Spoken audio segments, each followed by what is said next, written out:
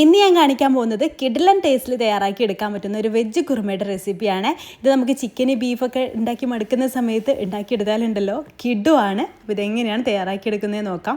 അത് നമുക്ക് കുക്കറിൽ ഒരു 2 ടേബിൾ സ്പൂൺ വെളിച്ചെണ്ണ ഒഴിച്ചിട്ട് അതിലേക്ക് ഒരു 3 ഏലക്ക, 3 ഗ്രാമ്പു, ഒരു ചെറിയ പീസ് പട്ടയും ചേർത്തിട്ട് ഒന്ന് സോട്ട് ചെയ്തതിന് ശേഷം അതിലേക്ക് ഒരു സവാള അരിഞ്ഞ് ചേർത്തിട്ട് ഒന്ന് വഴറ്റിയെടുക്കാം. ഒരുപാടങ്ങ് വഴന്ന് വരുമൊന്നും വേണ്ട കേട്ടോ, ജസ്റ്റ് ഒന്ന് വഴറ്റിയെടുക്കാം. പിന്നെ അതിലേക്ക് 2 പച്ചമുളകും, ഒരു 5-6 അല്ലി വെളുത്തുള്ളിയും, ഒരു വലിയ പീസ് ഇഞ്ചി ചതച്ചതും കൂടെ ചേർത്തിട്ട് അതിൻ്റെ പച്ചമണം മാറുന്ന വരെ ഒന്ന് വഴറ്റിയെടുത്ത ശേഷം ചെറിയൊരു തക്കാളി കേട്ടോ, വലുതൊന്നും വേണ്ട, ചെറിയൊരു തക്കാളി കൂടെ ചേർത്ത് ജസ്റ്റ് ഒന്ന് വഴറ്റിയെടുക്കാം. പിന്നെ അതിലേക്ക് 2 തണ്ട് കറിവേപ്പില ചേർത്ത് കൊടുക്കാം.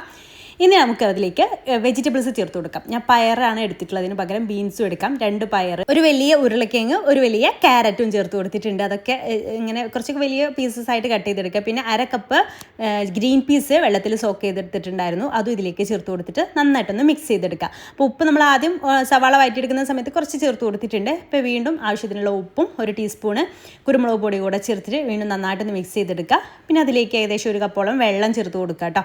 എന്നിട്ട് നമുക്കിതൊരു 3 വിസിൽ വരുന്ന വരെ ഒന്ന് വേവിച്ചെടുക്കാം. ഈ രീതിയിൽ കുറുമ ഉണ്ടാക്കി ഇവിടെ എല്ലാവർക്കും നല്ല ഇഷ്ടമാണ് കേട്ടോ. അപ്പോൾ നിങ്ങൾ ഈ രീതിയിൽ തന്നെ ഒന്ന് തയ്യാറാക്കി നോക്കണേ.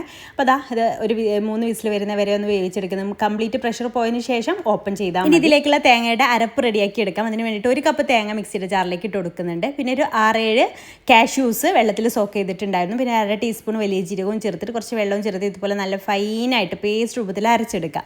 അപ്പോൾ അത് പ്രഷർ കംപ്ലീറ്റ് പോയതിന് ശേഷം അത് ഓപ്പൺ ആക്കിയിട്ടുണ്ട്. ഇനി അതിലേക്ക് നമ്മുടെ ഒരു തേങ്ങ മിക്സ് ഒഴിച്ചു കൊടുക്കാം. എന്നിട്ട് ആവശ്യത്തിനുള്ള വെള്ളം കൂടെ ആ ഒരു മിക്സിയുടെ ജാറിന് ചുവച്ചിട്ട് ഒഴിച്ചു കൊടുക്കാം. എത്രയാണോ വെള്ളം വേണമെന്നനുസരിച്ച് ചൂടാറുന്ന സമയത്ത് ഒന്നുകൂടി തിക്കായിട്ട് വരും കേട്ടോ. അപ്പോൾ ഈ രീതിയിൽ വെള്ളമൊക്കെ ഒഴിച്ച് സെറ്റാക്കി എടുത്തിട്ടുണ്ട്. എന്നിട്ട് ചെറിയൊരു തിള വന്നാൽ മതി കേട്ടോ. ആ ഒരു സമയത്ത് ഞാൻ ചെറിയൊരു പിടി മല്ലിയില കൂടെ ചേർത്ത് കൊടുത്തിട്ടുണ്ട്. ഒരുപാട് അങ്ങ് തിളച്ച് മറിയണ്ട, ചെറിയൊരു തിള വന്നാൽ നമുക്കിത് ഓഫ് ചെയ്യാം. ഇത്രയും വന്നാൽ മതി. നന്നായിട്ടൊന്ന് മിക്സ് ചെയ്തെടുക്കാം. ഇനി ചേർക്കുന്ന സ്റ്റെപ്പ് ഉണ്ടല്ലോ, അത് ഓപ്ഷണലാണ്. അത് ഉണ്ടെങ്കിൽ നല്ല ടേസ്റ്റ് ഒന്നുകൂടെ വർദ്ധിക്കും കേട്ടോ. 1 ടീസ്പൂൺ നെയ്യിലേക്ക് കുറച്ച് കാഷ്യൂസ് ഒന്ന് റോസ്റ്റ് ചെയ്തിട്ട് അതിലേക്ക് ഒഴിച്ച് കൊടുത്താലുണ്ടല്ലോ അടിപൊളിയാണ്.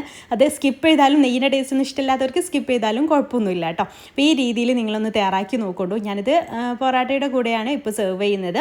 അപ്പോൾ നിങ്ങൾക്ക് പൊറാട്ട, വെള്ളപ്പം, പാലപ്പം, പൂരി അതിൻ്റെയൊക്കെ കൂടെ കോമ്പിനേഷനായിട്ട് ഇത് എടുക്കാവുന്നതാണല്ലോ കേട്ടോ. അപ്പോൾ നിങ്ങൾക്കിത് ഇഷ്ടമായിട്ടുണ്ടെങ്കിൽ ട്രൈ ചെയ്ത് നോക്കുന്ന സമയത്ത് ഫീഡ്ബാക്ക് അറിയിക്കാൻ മറക്കരുത് കേട്ടോ. ഇൻഷാല്ലാ പുതിയൊരു നല്ല റെസിപ്പിയായിട്ട് നമുക്ക് അടുത്തൊരു ദിവസം കാണാം. അതുവരേക്കും ബൈ, താങ്ക് യു.